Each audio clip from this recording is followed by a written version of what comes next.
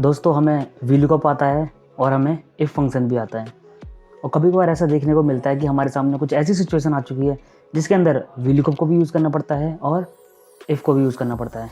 कैसी सिचुएशन आती है वो बताने के बजाय हम आपको दिखा देते हैं। तो चलिए चलते हैं एक्सेल स्क्रीन पर।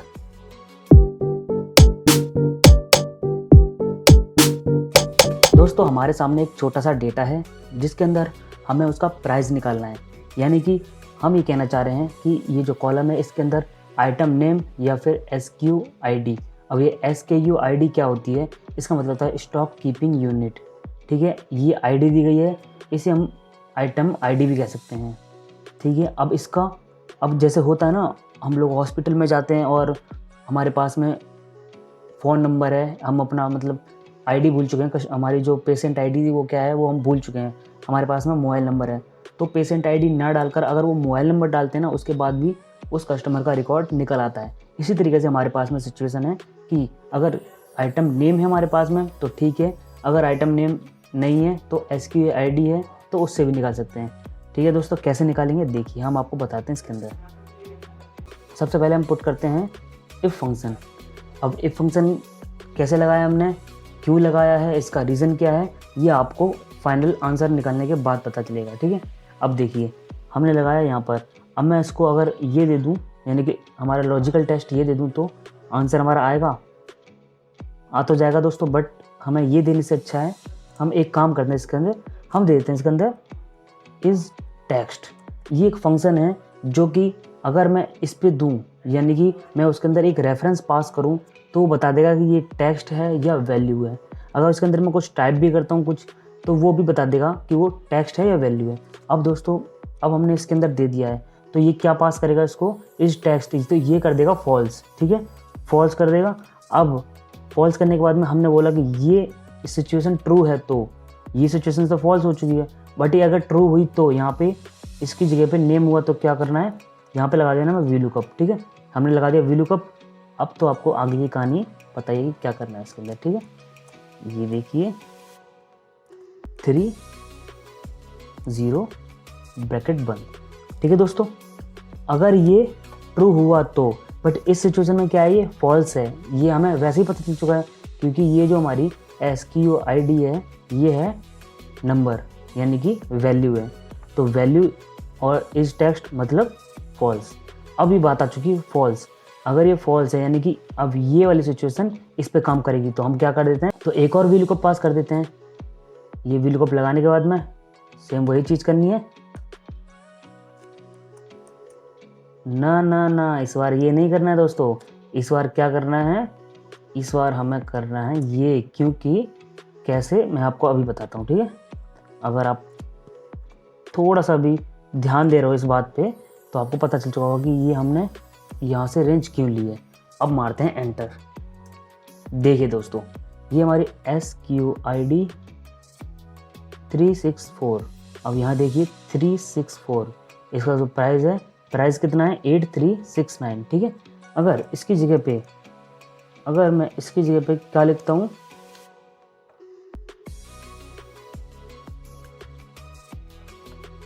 मैं लिख देता हूँ टाइड डिटर्जेंट।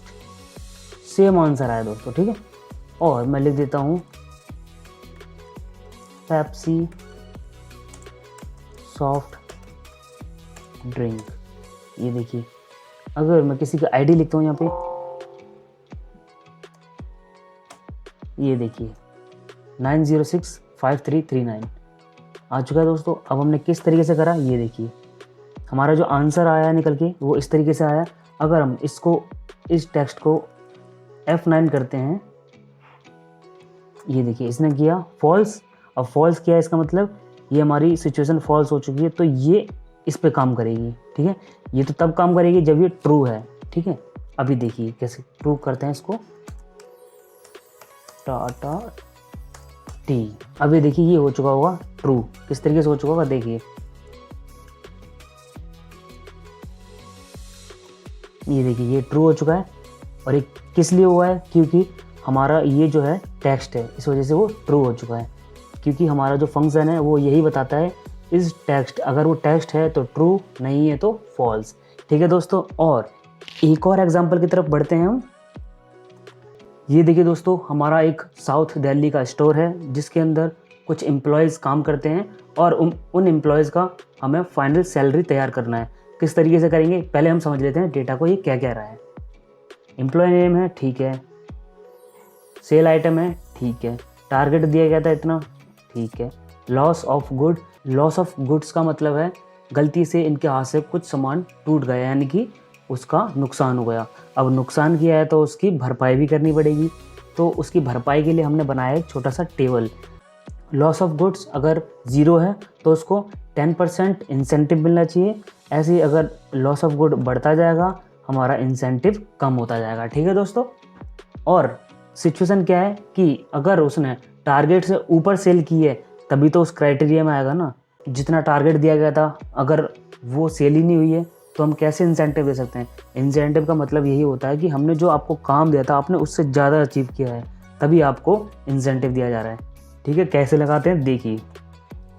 सबसे पहले हम इसके अंदर पुट करेंगे इफ़ लगा दिया हमने। अब देखिए हमने क्या बोला था कि हमारा टारगेट जो है अचीव हो जाना चाहिए तभी हमें इंसेंटिव दिया जाएगा।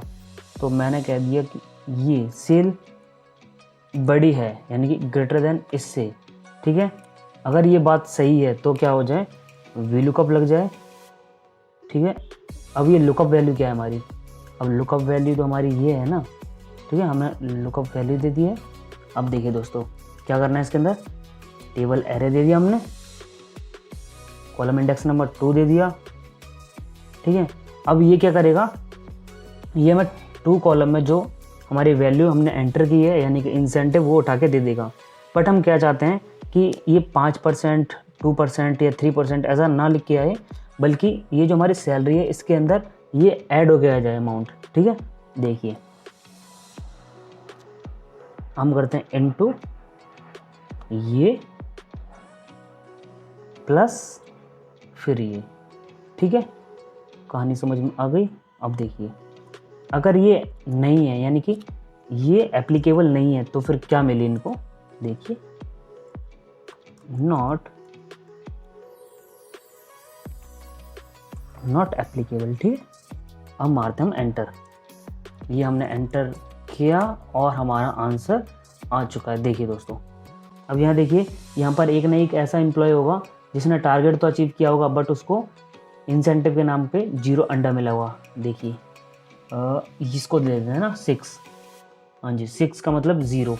अब देखिए इसका टारगेट था 50, इसने 88 आइटम सेल किए हैं बट इसका सैलरी इतना था 20,000 और फाइनल सैलरी भी इसकी 20,000 ही बनी है और ये बेचारे नॉट एप्लीकेबल हैं तो इनको यही दे दी जाएगी सैलरी। ठीक है दोस्तों, ये था हमारा इफ़ विद VLOOKUP फंक्शन। मैं आशा करता हूँ ये वीडियो आपको पसंद आई होगी। वीडियो के पसंद आने पर आप वीडियो को लाइक कर सकते हैं। अगर आप चैनल पर नए हो और सीखना चाहते हो कुछ ऐसी ही जानकारी तो चैनल को सब्सक्राइब कर सकते हो। साथ ही में बेल आइकन है उसे भी दबा दीजिएगा ताकि आने वाली हर वीडियोज़ का नोटिफिकेशन टाइम पर मिल जाए और आप सीख पाओ कुछ नया। मिलते हैं अगली वीडियो में कुछ और नई जानकारी के साथ।